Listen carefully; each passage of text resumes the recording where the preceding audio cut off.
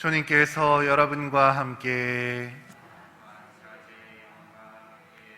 마르코가 전한 거룩한 복음입니다.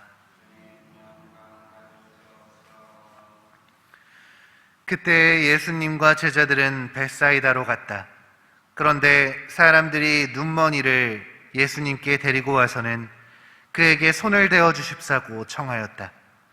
그분께서는 그 눈먼이의 손을 잡아 마을 밖으로 데리고 나가셔서 그의 두 눈에 침을 바르시고 그에게 손을 얹으신 다음 무엇이 보이느냐 하고 물으셨다. 그는 앞을 쳐다보며 사람들이 보입니다. 그런데 걸어다니는 나무처럼 보입니다 하고 대답하였다. 그분께서 다시 그의 두 손에 손을 얹으시니 그가 똑똑히 보게 되었다. 그는 시력이 회복되어 모든 것을 뚜렷이 보게 된 것이다. 예수님께서는 그를 집으로 보내시면서 말씀하셨다. 저 마을로는 들어가지 마라. 주님의 말씀입니다.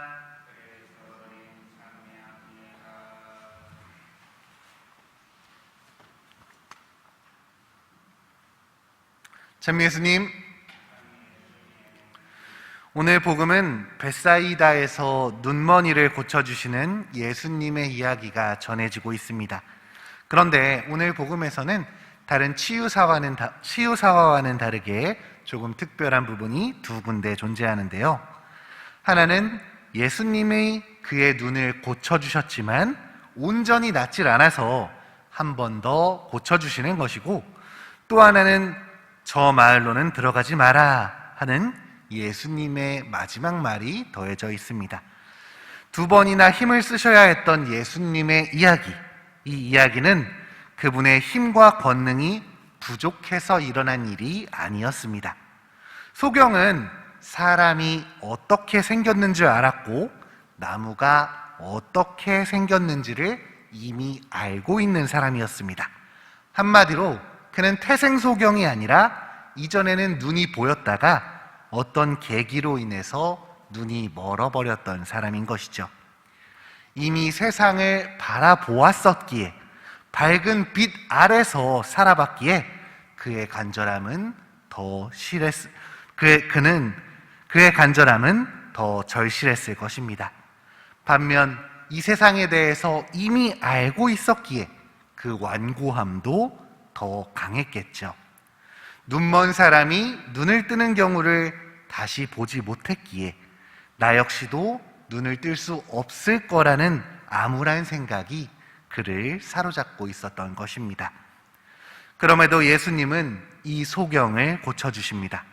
그러나 여기에는 몇 가지 단계가 필요했습니다. 그의 완고한 마음을 이겨내기 위해서는, 굳어진 마음과 생각을 넘어서기 위해서는 그에게 필요한 단계가 있었던 것입니다. 그래서 예수님은 먼저 그의 눈을 열어주시고 그 다음 제대로 보게 해주십니다. 이렇게 두 단계를 거쳐서 그에게 다시 빛을 돌려주시는 것입니다. 암울한 생각에 사로잡혀서 기존의 방식과 생각에 매여 있어서 주님의 은혜를 온전히 받아들이지 못했던 그를 위해 주님께서는 한 번 더 수고하시며 당신의 은혜를 베풀어 주시는 것입니다. 또 예수님은 저 마을, 곧 벳사이다로 돌아가지 말라고 명하십니다. 루카복음서를 찾아보면 이 벳사이다는 예수님의 많은 기적을 보았음에도 회개하지 않아서 그분께 혼이 나는 고을입니다.